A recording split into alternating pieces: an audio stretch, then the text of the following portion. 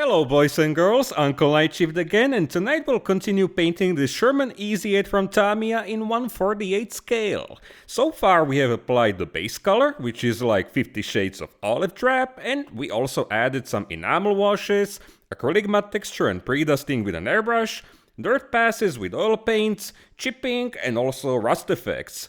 So before we jump right into the actual weathering, aka dust, dry mud, wet mud, water effects and all the other filthy stuff, we need to finish a few things such as details, tools, some chipping on the additional concrete armor, and of course the stowage, which I'll paint completely with acrylics, so let's take a look at it.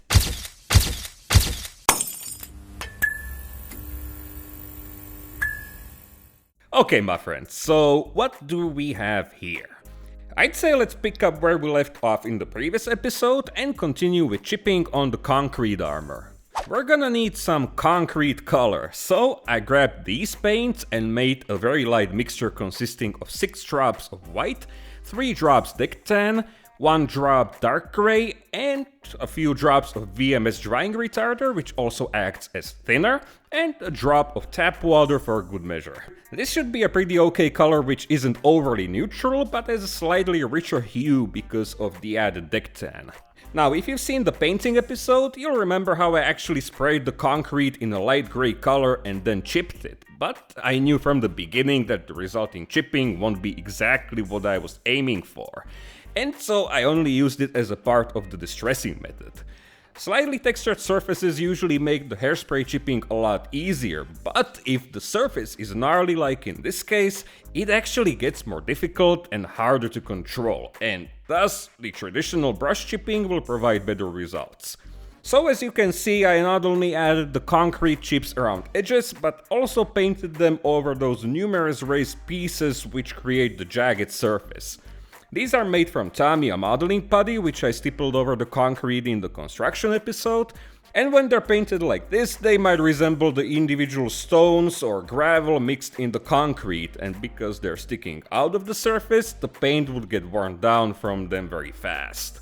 And in this case, it might be a better way to highlight the texture, because normally we would do what? Add a dark brown wash over the entire thing?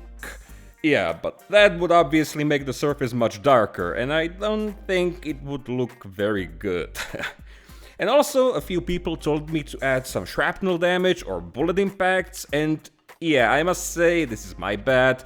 I should have thought about it while the model wasn't painted, because adding them now, like, drilling and scraping holes into the putty, that's some mighty thin ice I'd be walking on. Just a quick slip and there will be a huge scratch across the surface. So yeah, it's always better to add battle damage before painting the model. Anyway, we got the concrete done and out of the way, and what's the best thing to relax after painting tons of chips? Tools. Yeah. So, as usual, I grabbed my favorite colors for replicating wood, starting with the darker tone, aka old wood. Now this is another treacherous part, because I've heard that Sherman tools were actually painted in olive drab and black straight from the factory where they were made. So they were actually mounted on the tank already painted, but I never found any historical photo that proved this. At the time I only knew one picture of an unrestored Canadian sexton which had tools in their natural colors, so I went with that, even though it's not a US vehicle. But later I found actual evidence showing that they were indeed painted. So you know what, I'll try that some other time on a 1/35th scale American tank. Because something tells me that the olive drab and black combo with some heavy chipping might actually look pretty interesting. Anyway, a dark brown oil paint works perfectly when adding fake shadows on wooden parts, and fake shadows help to bring out details, as I'm sure we all know by now. And most of the time I blended with a completely dry brush in order to get those nice smooth color transitions. Next was a medium gray mixed from these two, and these parts should be painted black, like I mentioned a few seconds ago. But yeah, I didn't have concrete evidence for that at the time, and quite frankly, I was already heavily biased, and I wanted to paint those tools in their natural color. Because if your model is small and painted in, dull colors, or both like in this case, Every detail that's standing out will make it look better, or more interesting. So here I replicated a worn steel surface. So that means a medium gray base layer. Then I added more white and more tap water into the mixture. And this heavy acrylic wash will make the steel surface look more interesting.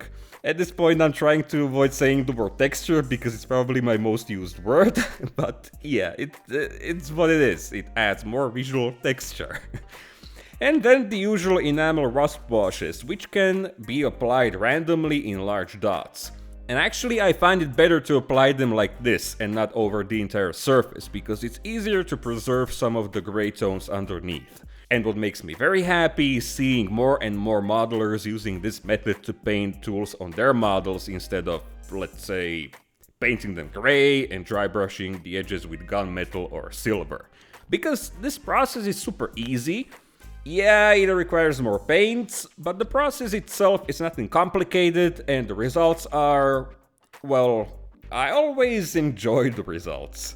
But yeah, not totally historically accurate in this case, I'm taking full blame and a huge L for that, so the next American model will be my redemption with olive drab wood handles and black metal parts. And the same medium gray which I used on the tools is also great for gun barrels, so I brushed it on the bow machine gun in the hull and the coax in the mantlet. And it actually can be used to paint periscopes and optics.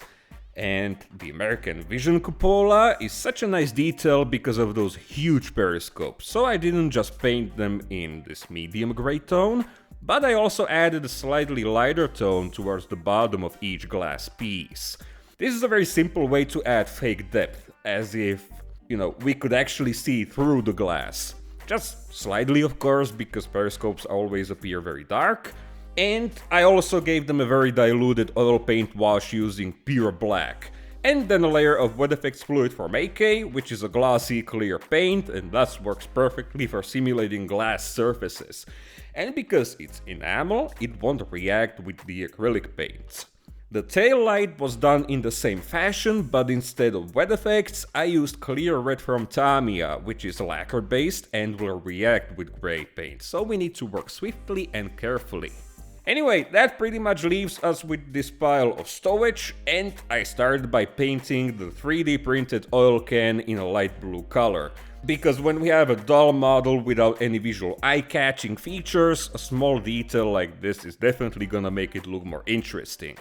So it's gonna be something like a barn find, as if, the crew found it in the countryside and it's not too distracting to justify painting it over with olive drab. Yeah, anyway, it was weathered with the black-brown oil paint to make it look very grimy and just a little bit of rust tones on the handle. Now I focused on the wooden crates, and these were painted with the same colors and techniques like the tool handles. I can't even remember if I ever painted crates in their natural wooden color before, so this method seemed the most appropriate to me. So I started with old wood from Panzer Aces as a base coat, followed with diluted Iraqi sand, and you might have noticed that I already painted those small pieces of tarp underneath the crate. And it's because I think approaching a pile of stowage like this one in layers, so starting with stuff that's at the bottom and working your way up, will make the process easier. But we'll get to those in a moment.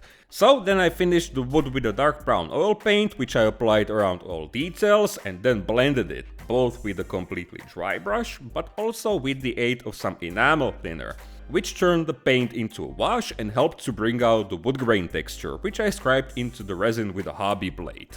Note that I haven't painted the third crate yet, because again, it sits on top of a few tarps, and I had to paint those first. You know what I mean, because if the part you're trying to paint is laying, underneath another detail, there's a high chance you might accidentally put some paint on that one. Hence why I think it's easier to work our way from the bottom to the top of the pile. So now we have the crates done and we can finally focus on those tarps. Like I mentioned in the intro, I decided to paint them completely with acrylics, Vallejo to be more specific, and it's because, as you might remember, I used to paint stuff like this with oil paints before, because it's much easier to create smooth shadows and highlights if you just blend the oils with a dry brush. However, I always found them hard to control when it came to smaller details, or just more precise work in general. And because of that, I couldn't imagine painting something more complicated with them, such as a military backpack or even a figure. Yeah, not to mention most modelers, and I mean those really good professional modelers, use acrylics all the time, so it must be the superior method. The downside is that you can't blend acrylics. In fact, that's the whole point of this method. You know, to pile several layers of extremely diluted paints on top of each other and slowly build up the effect, either a highlight or a shadow. And a very important tool to have is a nice pointy brush, which I didn't use for some reason, and a wet palette, which will keep your paints fresh for a very long time. Which I also didn't have, but I already ordered one from eBay because I want to keep using this method and hopefully get better at it. So I ended up with something like this, and well, it's not excellent, but I think it's not the worst thing ever either, so I'll try briefly explaining the process on this tarp. Right now it's painted in a basic color which I mixed from Russian uniform and flat earth. You know, no exact ratio, I just wanted some unspecified drab military looking color. So that's the base coat. Now for the shadow. Here I added a small amount of pure black. I'm not totally sure if I'm supposed to darken green paints with black, but you know, adding dark brown resulted in a more drab color, and I actually like this tone. And then I diluted it heavily with tap water until the consistency was something like this. And I brushed the shadow tone where shadows should be. I know that's the dumbest explanation ever, but I'm a total tarp newbie, so please bear with me. So what I found that helps a lot is taking a quick reference photo on your phone from multiple angles. You can move your lamp around as well until the tarp casts shadows which you're happy with, and then you snap a quick photo and use it as a reference while you're painting. I'm sure if you're a miniature painter or a wargamer or a figure painter, then you don't need these, but if you're new to this, it seriously helps a lot because shadows don't equal recessed parts and highlights don't always mean protruding parts. And speaking of highlights, I mixed the base tone with Iraqi sand, which seems like an okay color to make green tones lighter without, you know, adding too much saturation. Again, I added a ton of tap water, and some painters actually claim that using distilled water is better, but I have no idea why. Maybe someone in the comment section will be able to shed some light on this. And like I said, highlights don't always mean protruding sections or faults, but also flat sections where light hits, such as in this case. It's quite ironic because I'm a total noob and I'm talking like some tarp sensei. Anyway, I don't think the results are extremely bad, and the process is actually quite fun because it's something completely different when you compare it to, let's say, chipping or any other armor weathering technique. And even though I haven't used a wet palette, I did this small workbench hack, which is simply about wrapping the palette with aluminum foil and then you just remove it and boom, clean palette in seconds. But anyway, with all the tarps out of the way, I could now finish the last crate. And this time I decided to switch the order of colors, aka I started with Iraqi sand as a base tone, and then I continued with a glaze mixed from old wood, which I'm doing right now. And then the standard procedure with a dark brown oil paint, just like on the previous crates. This created a totally different finish, and from what I've seen, American crates were treated with linseed oil or some other type of oil, which gave them a specific finish which looked very similar to this. I mean, it wasn't my intention to be honest, but it's a nice coincidence. The last thing to add was mixing old wood and buff into this unspecified ugly mustard color, which I used to paint all straps. Again, a quick Google search indicates that they were made from some natural textile material, not leather or something like that. And looking back, I should have added a few ropes instead of straps. It would definitely look more interesting, but you know, everyone's a general after the battle is over. And I also added a few quick shadows with, once again, dark brown oil paint.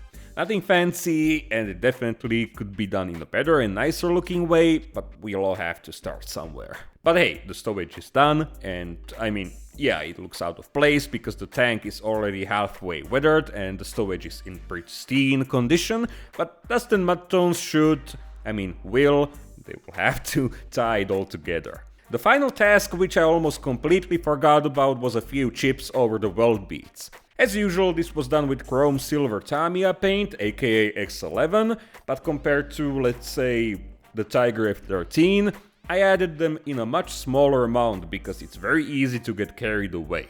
And the reason why I'm painting them with silver paint, not a dark steel color, is because most welds don't corrode, or they don't corrode as fast as your regular everyday steel.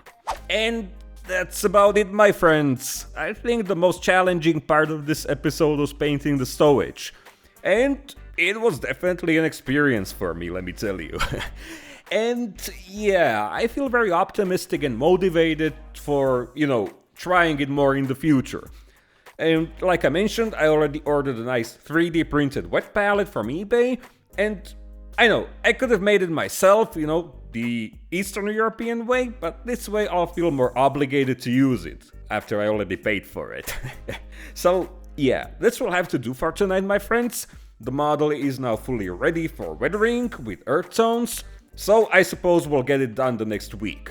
So if you want to see it, make sure to drop by the next Friday, and if you're new here, then make sure to nuke the subscribe button from the orbit, and of course I owe you a big thank you for watching all the way to the end. And also, an absolute unit of gratitude to my generous patrons who make this weekly show possible.